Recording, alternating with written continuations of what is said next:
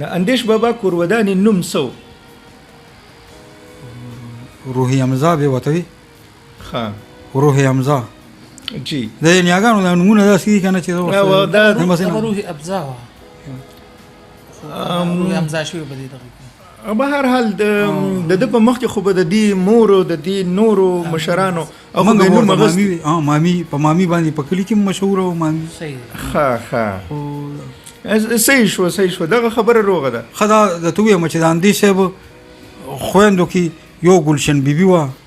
یو روشن دې خبرې لبراتلو بالکل خويندې سوې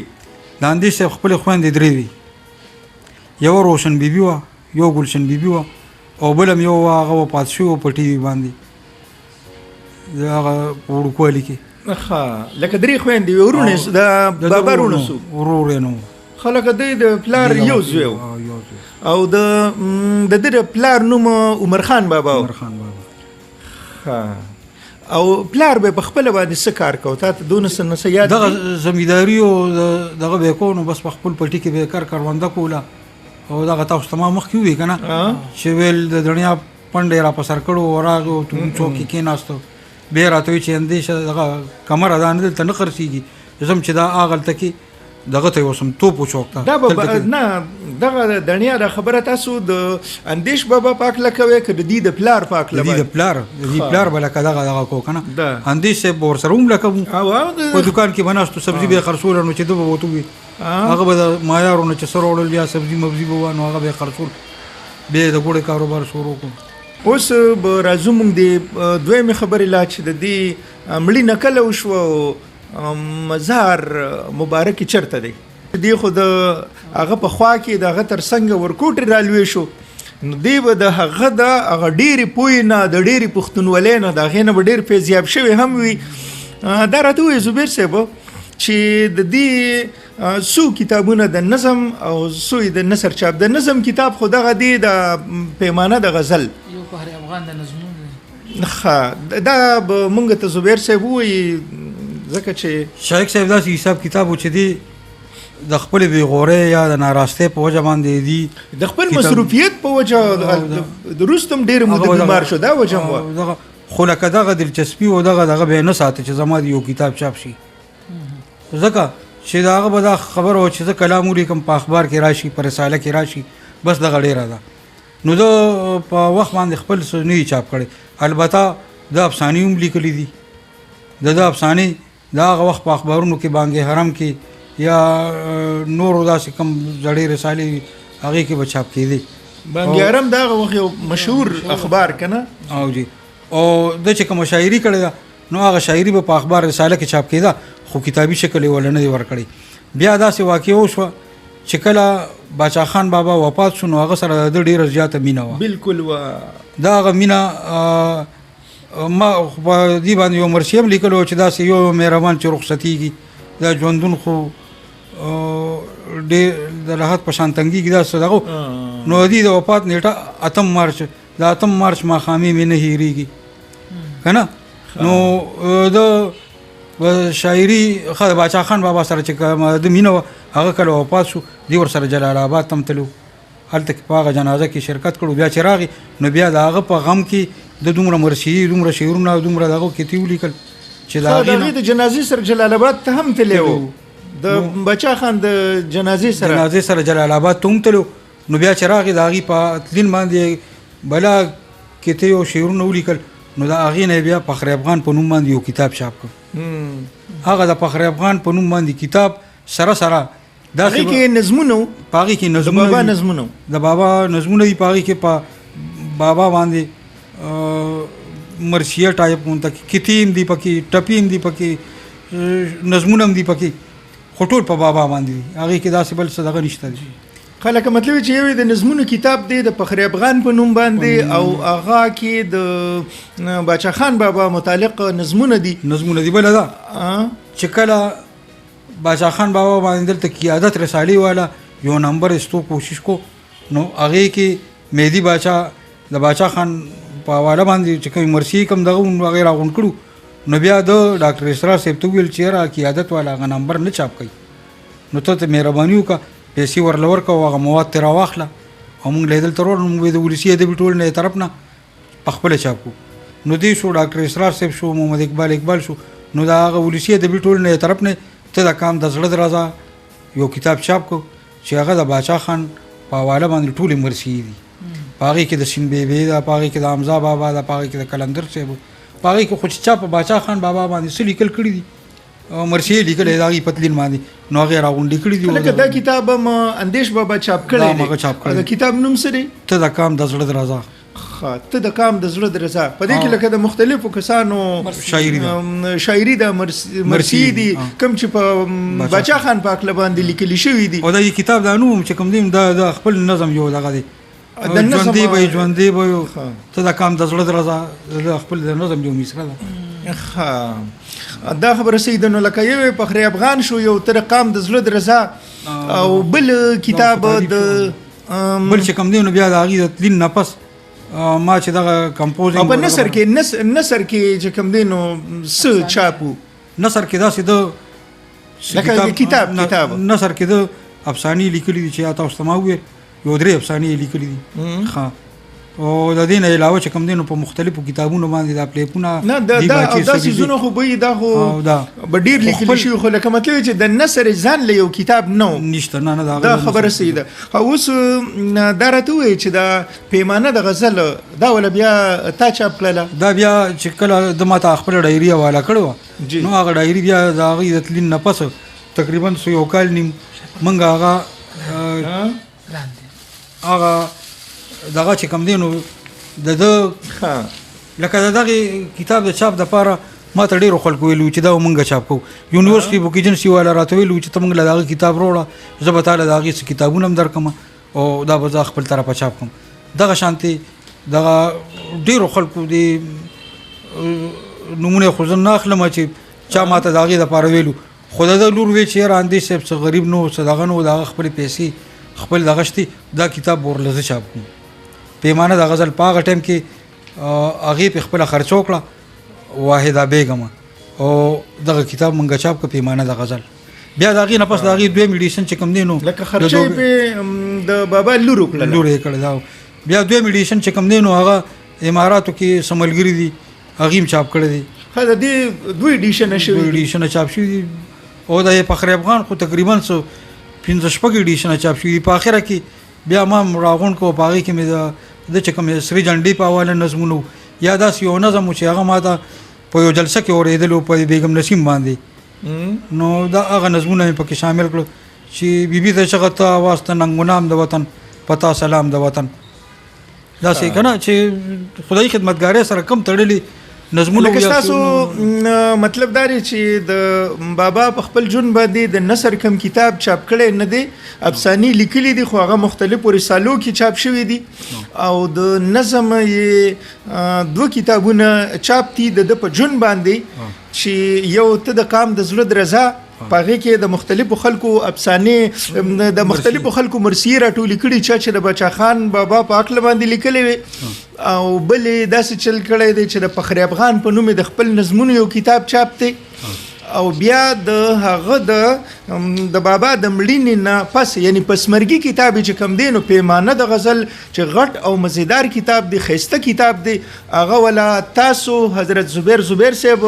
چې کوم دی ولا تاسو چاپ کړی دی په هغې کې او ټوله شاعري د په هغې کې د هغه ټوله شاعري چاپ ته دغه فخر افغان د نظمونو نه فخر افغان هغې کې تاسو ذکر کړی هغې سریزه کې تاسو ویلي دي چې دغه به بیا مونږ په بل څه کې نو په کلیاتو کې به بیا کوو هغه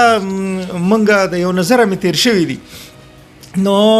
د هغه پسمرګي کتاب چې کوم دی د غزلو یعنی د هغه د شاعرۍ چې کوم هغه ښکاره او غټ او مزیدار کتاب دی نو هغه پیمانه د غزل او هغه ولا تاسو چاپ کړی دی او دا پیمانه د غزل نوم هم لکه دی د نوم انتخاب ما شایق صاحب تاسو به زما کتاب لوستی او ولسی رنګزار دغه کیسې بالکل لوستی مې دغه د پښتنو د ژوند پخوانی دغه چې کوم دی کنه نو دا ما ته د کیسې کولې او ما به لیکلې ځان سره نو په دغه چې سرګند خزانه کتاب کړی خیال کړي نو ما چې چاپ کوو نو ما ته هغه وخت کې هم بابا وی هغه لیکل خو مې د هغه نم په سریزه اغوستې ده نو هغه ما ته وی چې د ولسی رنګزار د حضرت زبیر صاحب کتاب دی دا هم وګوره نو هغه کتاب ما د تا نه څو ورځو دپاره کتلو له وړی و نو د نوم انتخاب به د بل د پاره ډیر خکو لکه ما ته ویل چې دا کتاب ما وته تیار شو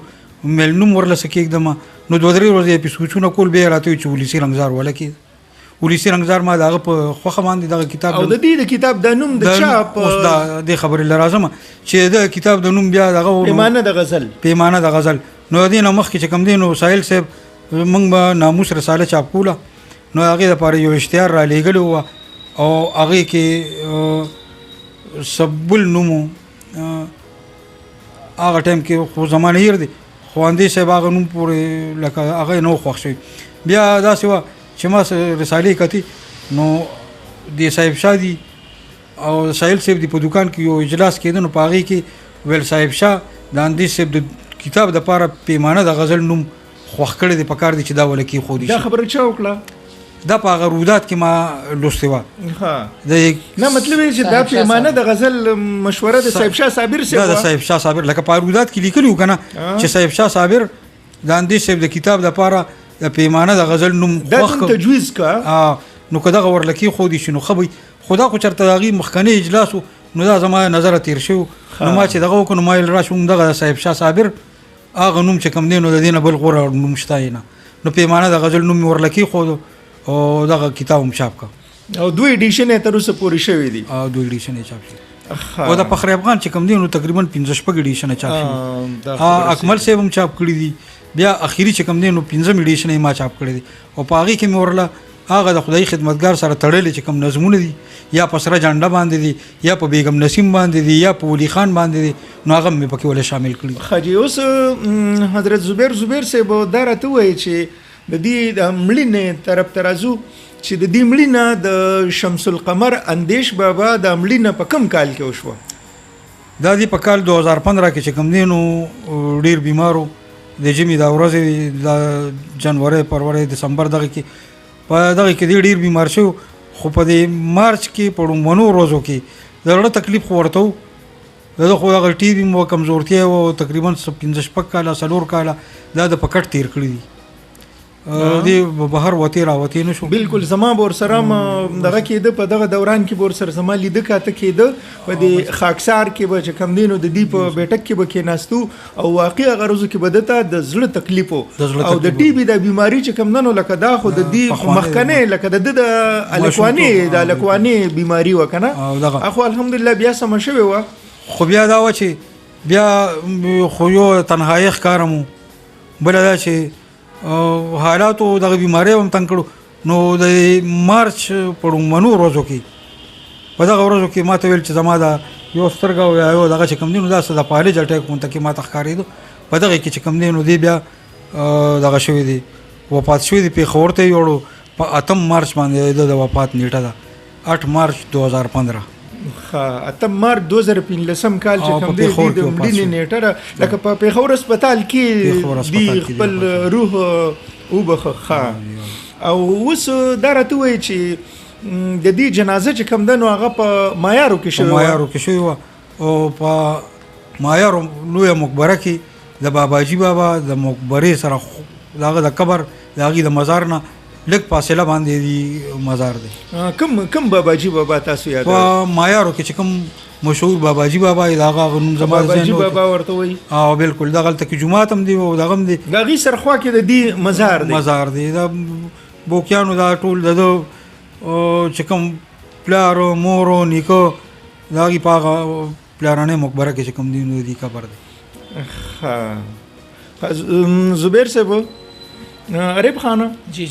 ستا په ذهن کې داسې خبره تر وینو ما د ذهن ته خبر رااله چې بابا د اسلوب ډېر ځانګړتیا لري نو کو دې باره کې موږ ته سرسو وي چې څنګه دي د خپل کو د شایق صاحب خبره چې ما خو هغه سره ډېر زیات وخت تېر کړی دی خدا دا چې ګوره زه خو اوسم د اسلوب او دغه په دغې باندې دغه کوم نو شایق صاحب نه تپوس وکړم چې دا مونږ که تاسو ته یاد شي نو ما ته یو پیره ټلیفون هم کړو جی نو د هغه خو دغه دی چې شاعري هغه کړې ده نو خو خپل دغه نوي خپل یو اندازې ساتلی دي او خپل ترکیبات دي بالکل ډکشن خپل په هغې باندې دی لګیا دي او چې څه ورله پړه راغلي دي بس هغې قلم ته سپارلي دي لیکلي دي نو د هغه انفرادیت پکې دا دي چې هغه کوم غزل لیکلی دی نو د صاحب شاه صابر د خپلې خبره خدای پاک دې دواړه وبخي هغه ویل چې اندیش صاحب غزل ولیکي نو بیا د هر شاعر په لاس کې غزلي هغې هم لیکلي لکه داسې شاعري کول یا داسې غزل لیکل چې هغه نور خلک هم لیک ته دغه کي مونږ چې کله زبیر صاحب کله لا ډېر واړو او هغه ورځو کې ریډیو به مو اورېده نو دا غزل به مو پکې اورېده چې یار د زړه کلی کوي د نظر نه دې مکان ته ځي راځي خو په ور نه او ما له مینې د پتنګ په شان را نغله د ځیګر سیزل راځي د وزر نه نو دا کلام به مونږ خو په هغه وخت کې لکه مونږ ډېر واړو نو مونږ ته خو دا پته نه و چې دا کلام د چا دی او نه مو دا تپوس کو خو بس یوه سندره و په ریډیو باندې به مو اورېدله خو دا چې کله بیا وروستو راته پته ولګېده چې دا د بابا کلام دی دغسې ورسره څه نور نو لکه مونږ ډېر واړو چې په ریډیو باندې به د دې کلامونه مونږ اورېدل او د مردان ګرانو کتونکو مردان که په پیژندلی شي هم که نه خو د بابا په نوم باندې په ادبي لحاظ باندې چې کومه په د صف اول په نومونو کې کم کسان دي که نه نو هغه د شمس القمر اندیش نو مونږ اوس دې وخت کې د دغه کې ناست د پاسون په دفتر کې مردان کې ناست یو او عارف خان هم را سره دی او حضرت زبیر صاحب کوم چې د بابا خوريي دی نو د ده نومو د هغې د ژوند په هکله باندې معلومات واغستله او امید دی چې ستاسو به هم ډېر په کار راشي او کیدای شي په دې کې ډېرې خبرې داسې شوي چې هغه تاسو ته به په نورو کتابونو کې ترلاسه نه شي زبیر صاحب ستاسو ډېره زیاته مننه ډېره مهرباني او دا راته ووایي د بابا کوم شعر خو درته یاد نه دی دا خو ډېره شاعري ما ته داسې یو شعر کم چې تاسو یا د غزل دوه درې شعره کم چې تاسو ته ډېر یادېږي د هغې یو کیته وه او هغه د سردار علي ټکر ویلې وه نو بیا فلم کې م ویلې شوې وه چې د ښکلو چم د یار مالت ته مې بلا زړه کېږي د شونډو جام د نظر ست ته مې بلا زړه کېږي خدا حالات راله د شرمه په مخ لاس راکاږي کني نو خدای به محبت ته مې بلا زړه کېږي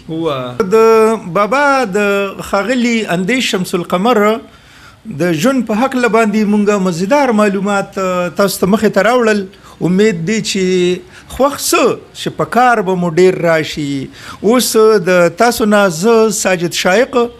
او ښاغلی حضرت زبیر او ښاغلی محمد عارف د تاسو نه اجازت غواړو د پاسون په دې دفتر کې ډېره زیاته مننه ډېره مهرباني د کتلو اورېدلو السلام علیکم